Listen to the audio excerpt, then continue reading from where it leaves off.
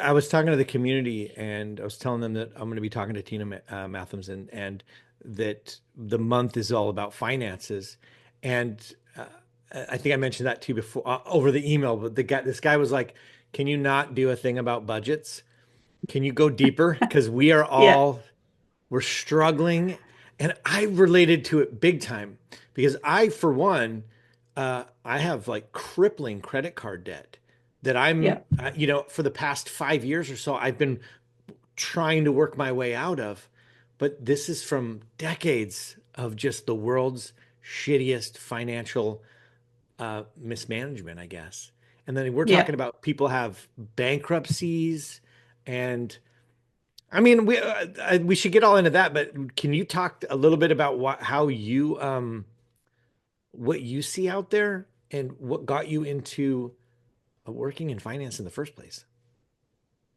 Yeah. Well, I mean, I guess in the first place, like before the neurodivergence thing, I just started working in finance because I just really love numbers. I've always loved numbers. My favorite subject at school was maths. In my spare time as a kid, I loved doing like maths equations, all that kind of stuff. So it was just kind of a natural progression for me, I guess. Um, but being undiagnosed neurodivergent in working in finance and accounting, it was really difficult. Couldn't figure out why I was struggling with timesheets and why I was struggling with my time in general, prioritizing organization, all that kind of stuff. Hmm. It just didn't make any sense, and I just thought I was a really bad accountant. That's what I put it down to. And then fast forward quite a few years and the ADHD diagnosis came and everything just made sense. And at the time was I had my Instagram account where I was just posting about ADHD because Oh, I didn't know that there was a an online presence of ADHD, like not as big as it is now. This was going back, I think, like 4 years. okay. Um, So it was a little bit smaller, but because my assessment and diagnosis came because of my son, I didn't know that people online were talking about this. So I thought that, I didn't know any other adult with ADHD. Um, and I just wanted to put my story out there and, my experience as an accountant with ADHD and all that kind of stuff. So that's sort of what kicked off my Instagram. Okay. That's all it was at first. And then because, of course, my Instagram handle is the ADHD accountant, people started asking questions like money questions and all that Hmm. kind of stuff. And it became very evident that there was a need to talk about money and ADHD because at the time, nobody else was talking about it. So yeah, that's when I thought, well, I've got this lived experience. Yeah. I've got the professional thing to back it up as well. And that's when I switched my content from just talking generally about ADHD to talking about ADHD and money. And that's what set off everything. Yeah. What has been set off? Who are you now? What is, you exploded? And Yeah. who are you now? And the fact that you have the word math in your name seems a little serendipitous. I think that's the right word. So many people say that. It's really Yeah. funny. Um, so I have here in Australia, I have my own accounting firm where it Hmm. is like tailored to neurodivergent people. And then on the side, I also do some like money education, obviously all my social media content. Yeah. Got lots of stuff coming in that way as well, like resources and things like that. I've got a book coming out as well So around the end of awesome. May.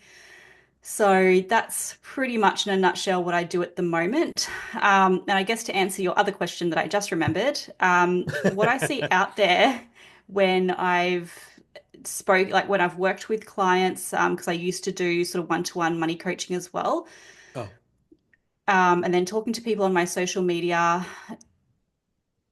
I think there's a very, there's a very there's a big theme around, yes, budgeting and impulsive spending, all that kind of stuff, just money management and organization in general.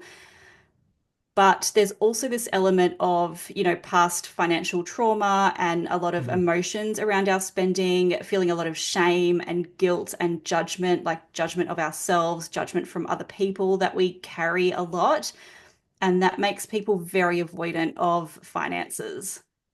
So I there's that sort of element. If we go back to that email of going deeper, that's what the deeper issue is. It's all that internal stuff, the emotions, the judgment, the, past traumas, all that kind of stuff, which then externalize into this avoidance and not following through with budgets and all that kind of stuff.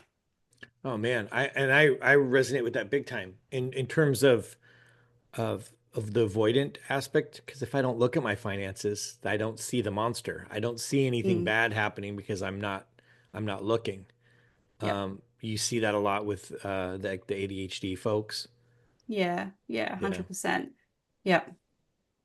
Yeah, that's so sad. Like, and it's sad to me. Like, I'm looking back at myself about a decade ago, and I would I would buy things on credit because I could.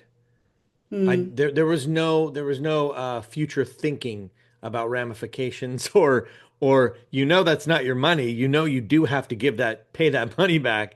And yep. but in the moment it just means I get to eat dinner at a nice restaurant tonight because I decided that's Yes. what I wanted. Yep. Yeah. Oh my gosh. So Yep. how in terms of helping people with ADHD get on the other end of these types of things, what do you recommend? So I do recommend, and it does sound really boring and a little bit fluffy, and I know it can be difficult to do the work, but it is a lot of that inner work. One thing that I have found with a lot of people that I've spoken to and worked with, like people come to me and just say, I'm just so bad with money. I've always been bad with money. But when we actually do the work, people know what to do. People end up being very good with their money once they understand how their ADHD affects their money. So Hmm. sometimes we don't even make that connection. And then doing that inner work of, trying to work through the shame and the guilt and the judgment and all that kind of stuff. Obviously, not being a therapist, I can't sort of work with any past trauma. So if we do identify anything like that, that's, for people's therapist and things like that to work through. Yep. But it's it's very, very interesting when I've worked with ADHDers, the difference from when they come to me to when they, then sort of exit our sessions. It's not the fact that we've put together a budget for them. It's not the fact that, we've done all these other external things. It's the fact that we've done the inner work, the awareness of how they're feeling around money, the awareness of why they're not checking their bank account, the awareness of all the avoidance and the why. And that's what tends to get people better at, budgeting if they want to, or, looking at their finances, tracking their cash flow, things like that. Um, so that's how I find it works really well. And that's, I've been saying to people since I told them that my book has been coming out, my book actually goes into all that stuff first before we even get to Oh, the budgeting, before we even get to the other stuff. It's like, this is, what your ADHD is. This is how it affects your money. This is about emotions. This is about, our past money stories, all this kind of stuff. And then once we've spoken about that, then the book goes into things like budgeting and tracking your, expenses, cash flow, going through debt, all that kind of stuff. Because as we'll kind of, when we first started talking and I spoke to you about, budgeting's often, 5 steps down the track. yeah, right. That's why, because if you don't have that awareness, if you don't have that understanding, a budget's not going to do anything. It's just going to sit there and then you're going to feel like rubbish because you Yeah. can't stick to your budget. Yeah, I Yeah. 1000%. This is you're speaking directly to me right now. I absolutely. I've made budgets a millions of times, and Yep. okay, so I'm huge. Everybody that knows me in terms of ADHD Big Brother, I'm about the doing of the work. So if we're Yep. doing this inner, what does that look like? the inner work. Yep. So it's looking like, uncovering your money story, which is basically like your money past. What has your money past looked like? What did money look like as a child? And I'm not necessarily talking about how much money people had, but what was the story around money with your parents, your caregivers? Often people have this story of parents or caregivers saying, we don't have that kind of money. We're not rich people. We're not this. We don't have money for that. All this kind of stuff, which then gives us this story as we go through life of like that's what we believe, and then we carry that into adulthood. So there's that part of it, and then that also gives you a bit of a mindset as well. Um, whether you've got like a fixed mindset or a growth mindset, if you are you're stuck in that story of your past and you think, coupled with ADHD, and then you have some people have this mindset of, well, that's just it. Because I have this past, because I have ADHD, Yeah. I'm not good with money. I can't get better with money. So rewriting those thoughts and rewriting that, that narrative of just because there's these things doesn't mean that you're bad with money, doesn't mean that you can't get better. So Yeah. there's that element of it as well. And then working through our emotions, like understanding what emotions you have when you look at, when you think about money, when you think about going through your bank account, what emotions are coming up, and not letting that make you avoid everything. Think about what emotions are there and why, and how can I work through this? How can I work with this to then be able to, get past that to, you know, start my budget or look at my spending or something like that. Oh, gosh. Okay, so my questions for this are I'm thinking about my own story. So Mm, and the way that I mean I'll just guinea pig myself. So the my money story I think in my childhood was that my parents were very quiet about money. We yep. seemed to be fine. We seemed to always be Yeah. fine, but nobody ever talked about it. And Hmm. they were very frugal in their choices. So they would like compare toilet paper and things like that, Yep. but I would never know. But when you were talking, I'm like, I think that my takeaway was, hey, we're fine. Just don't talk about Yep. it. Yeah, which Just which is shut up obviously not about very it. helpful. Yeah. Which makes sense for me just spending belligerently on a credit card to be like, I'm fine. I'm Yeah. not going to talk about it. I'm fine. Yeah. Um, but I carry with me also a very that which this I'm working on, but I carry a very strong oppositional feeling towards wealth of Hmm. of it equals bad or something. And I know it's bullshit. I know it's Yes. stupid, but Yes. but it's fed to me through the Yep. news. It's fed to me through all kinds of things. But uh, I struggle with that. So now if okay, so now I take all this, not just to just give everyone my history or whatever, but so now I Mm. take all this and what do I do? How, like when I'm rewriting my money story, what does that actually physically look like? Is that me journaling? I love money and I make money, or is like what is the activity that goes along with this? Yep. It absolutely can be. And just to sort of go back to that point that you were saying that you have this story about wealth because that's what's fed to you, 100%. And Yeah. that's the other thing. It's not only our money past with our parents or caregivers, it can absolutely be, societal views and things like that, like what's Hmm. happening in the news, what's fed to us through social media. And there is this very big, being wealthy is bad. So that can also make us feel like, well, if I get out of debt, we have this narrative, if I get out of debt, then I'm better, and that might be bad. So I'm Right. going to stay in debt. Yeah, yep. Meanwhile, So we keep saying, I need to get out of debt. I really want to get out of debt. exactly. And then we Exactly. sabotage it. Essentially, yeah. Yep. Oh, So yes, geez. it can look like journaling if that's something that people want to do, 100%.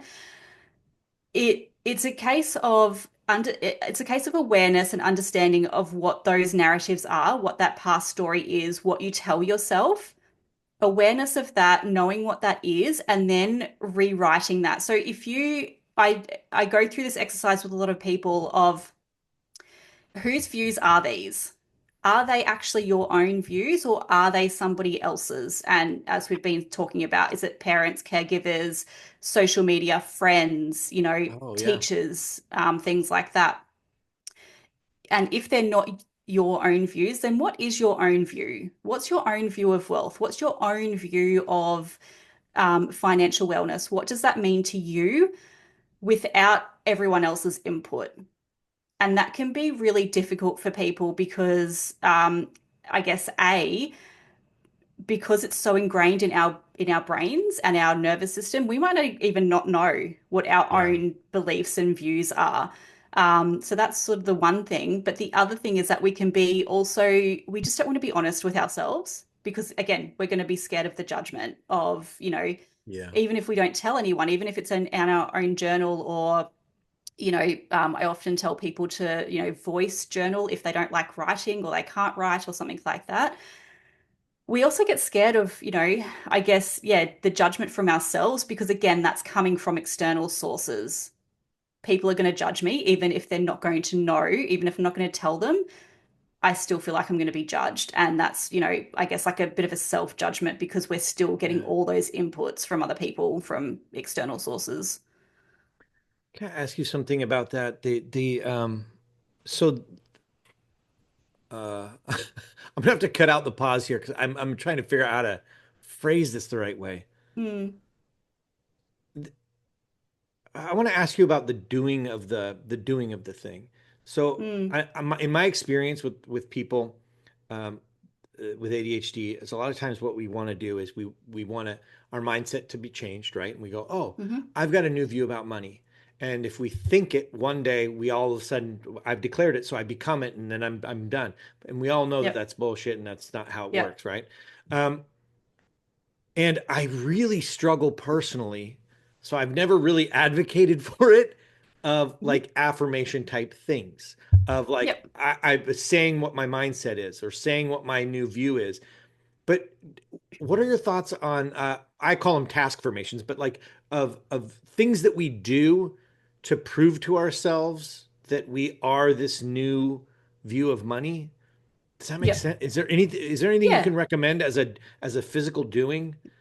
Um, Um, yes, I guess when it comes to like affirmations and things like that, if people want to do them, obviously, the physical stuff is writing it down and, sticking a post-it note somewhere or writing it in a journal or things like that. But the thing is, it needs to be somewhat believable. So we can't go from like A to Z. We can't go from Totally.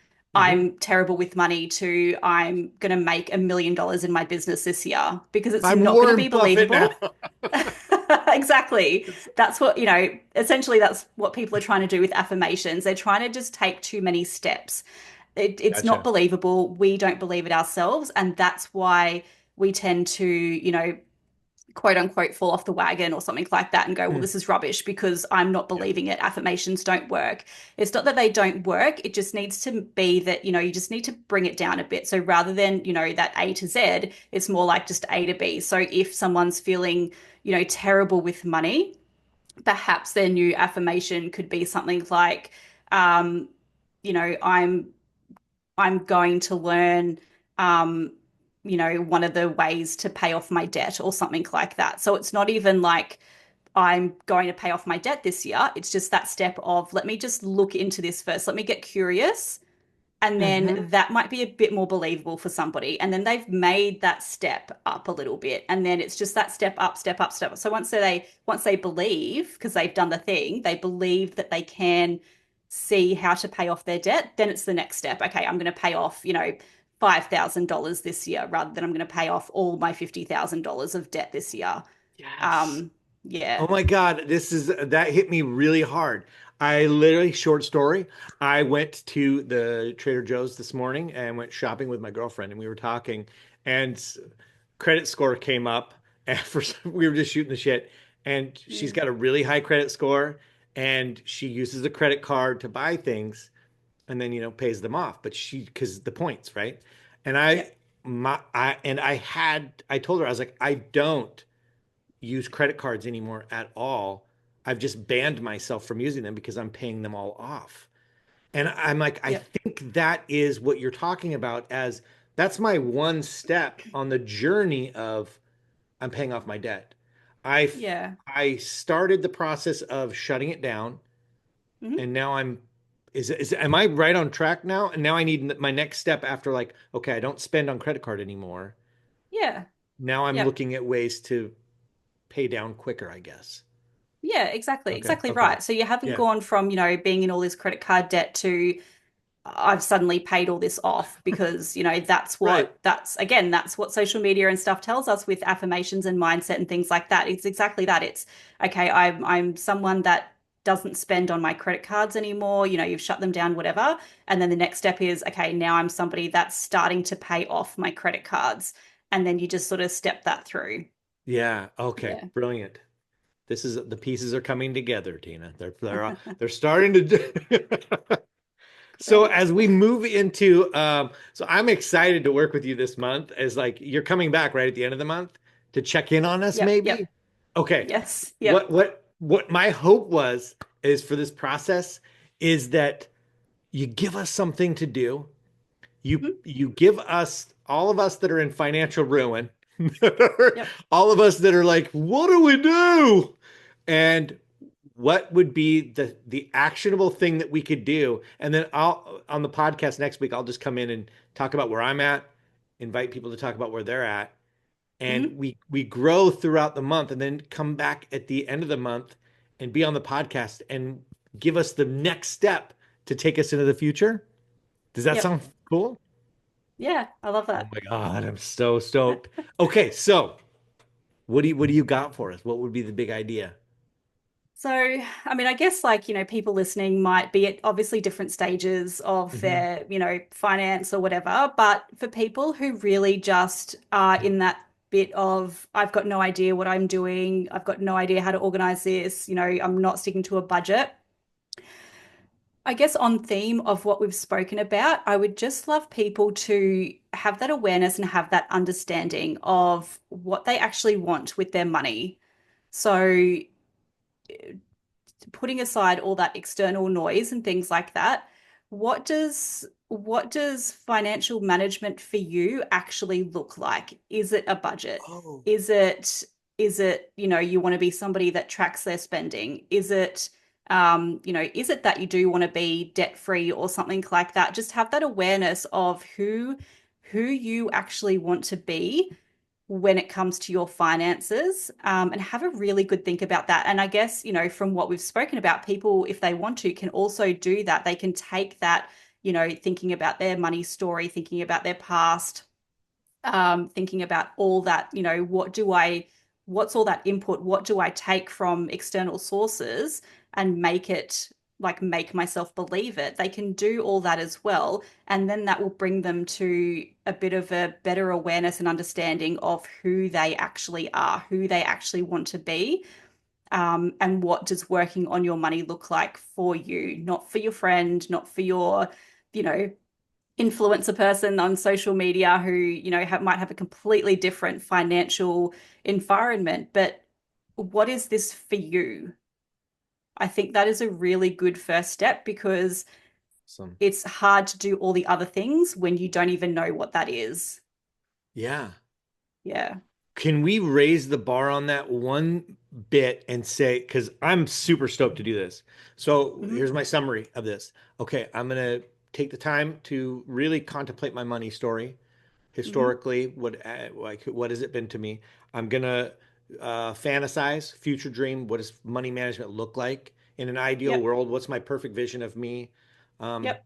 I have my RV dream. I have like what I want to make, but I Hmm. but I don't know that I have what does my ideal money management vision look like? Like how do I Yes. handle? So that is I'll give an awesome think on that.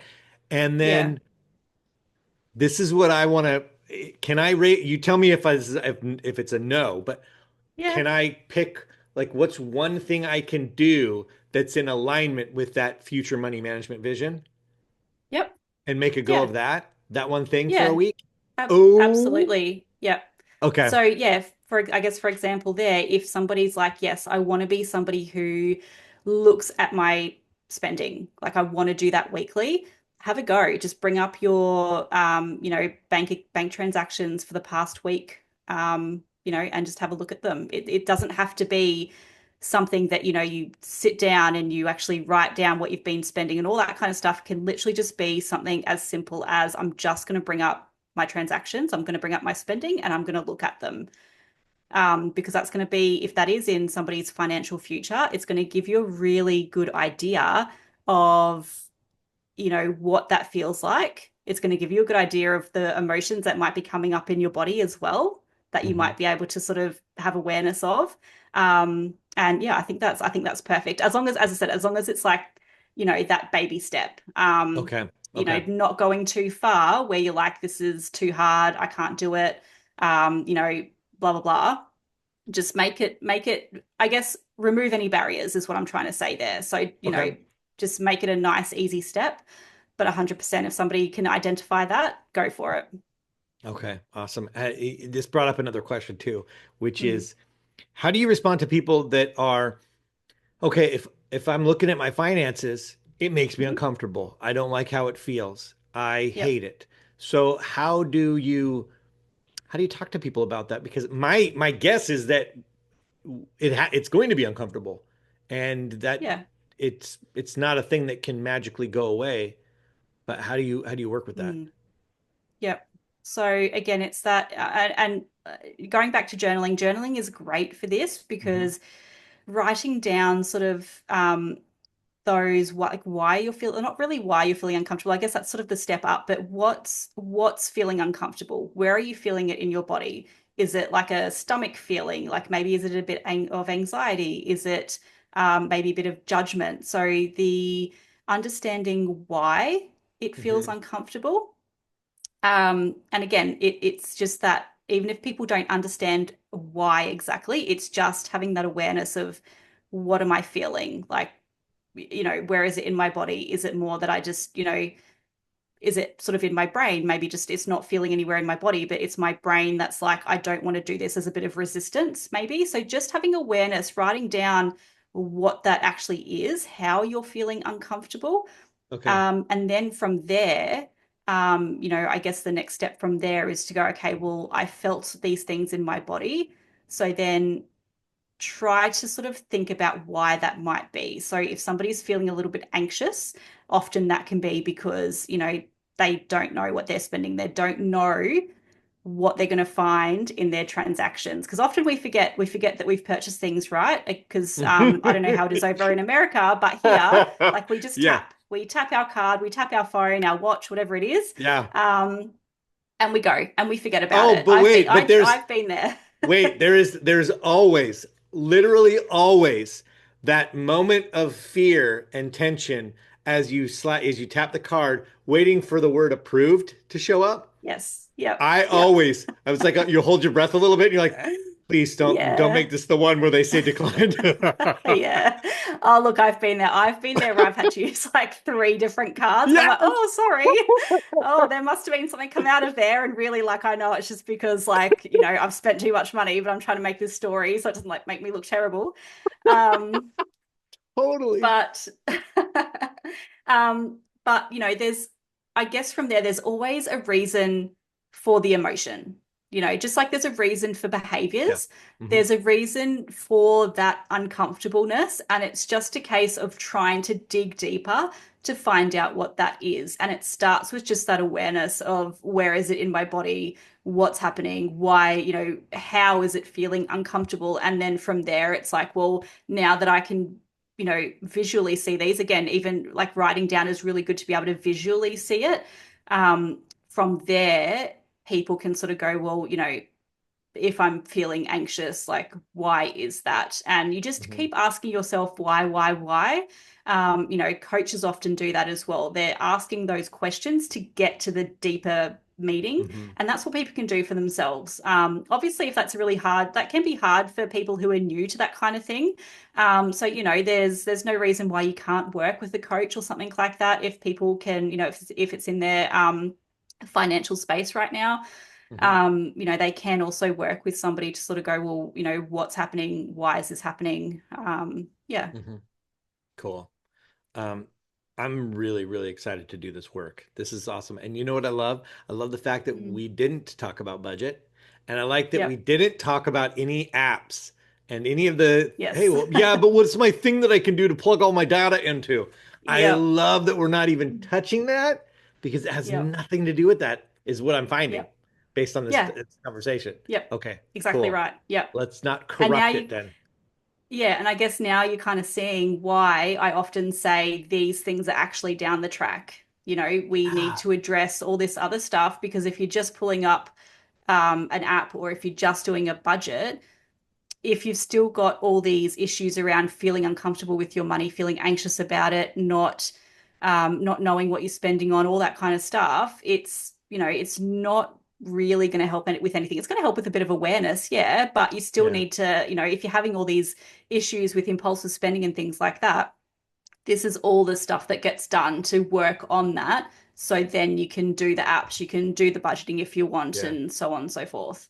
Yeah, that's great. I mean, it really does feel like the apps and things like that are, it feels like our attempt, because I'm super guilty of that, of it's our attempt to make the crappy thing fun.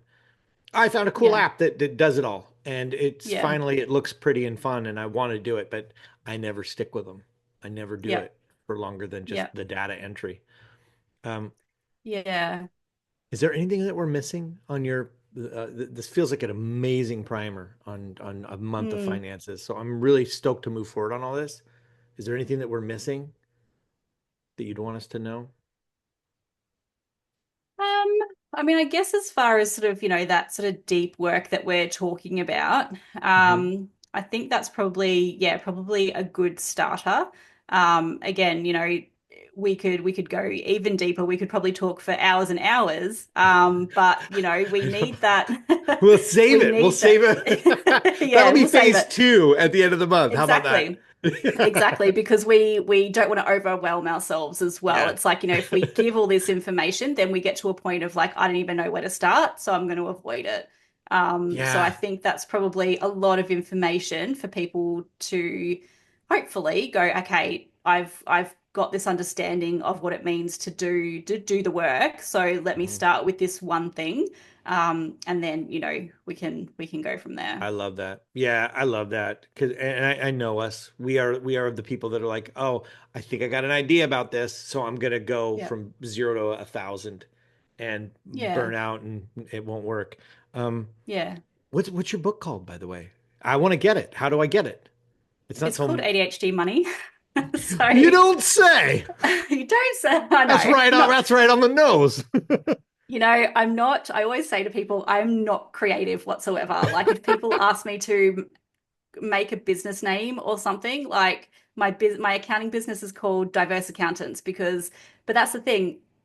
I know as an ADHDer, I just like it to be to the point. I want to know if something Yes. is for me. So a book called ADHD Money, you can't miss it. It's going to You be know for an ex ADHD. Yeah, yeah. you know exactly. And then you have a podcast? Yes, which And what is your podcast called? Let me guess, ADHD it's a Money and really Finance podcast. ADHD Money and Finance podcast. I wonder what that one's Yeah. about. Yeah. Well, yeah, take a guess. But yeah, with the book, it's kind of like it's available for pre-order. In Oh, Australia cool. and the UK, you can get it on Amazon. It's not available yet on Amazon US. It should be soon. I think it's kind of just sort of making its way into different areas. Okay. But I just sort of tell people if you just sort of if you Google ADHD Money, Tina Mathams pre-order, it will actually bring up a whole lot of links for Oh, whatever region you're in. okay. Then how about I do this then? So the link for it will be in the show notes to pre-order. I'll put I guess the Amazon UK link in there, Yeah. because we're global here at ADHD Big Brother. We're all over the Yeah. place. So Yeah. we'll put that link in there, and then when the link for the US shows up, I'll put that in the show notes as well. Yep. And then the link to your podcast, like everything. How do people connect with you Yeah. on Instagram, or are there other socials that you're on? There are, but I always say Instagram's probably the best place to go because I've got that link in bio situation happening. So you can always just Oh, go to my Instagram, go to like the bio page and then click that link, and that link will then give you all these other links to, listen to the podcast. I've got a Facebook group as well, which is called ADHD Money Community, and then it'll give you all those other things. Oh, that's awesome. So the Yep, Instagram link in the bio of the Instagram will give people access to your community on Facebook and all that stuff. yep, yep, Oh my God, everything. that's Yeah, awesome. yep. Thank you so much for doing this. This is monumentally helpful. I cannot even tell you. I'm I'm taking so much out of this personally. So Good. thank you for being here. I appreciate it. Yeah, thank you. This has been fun. Yeah, thank you.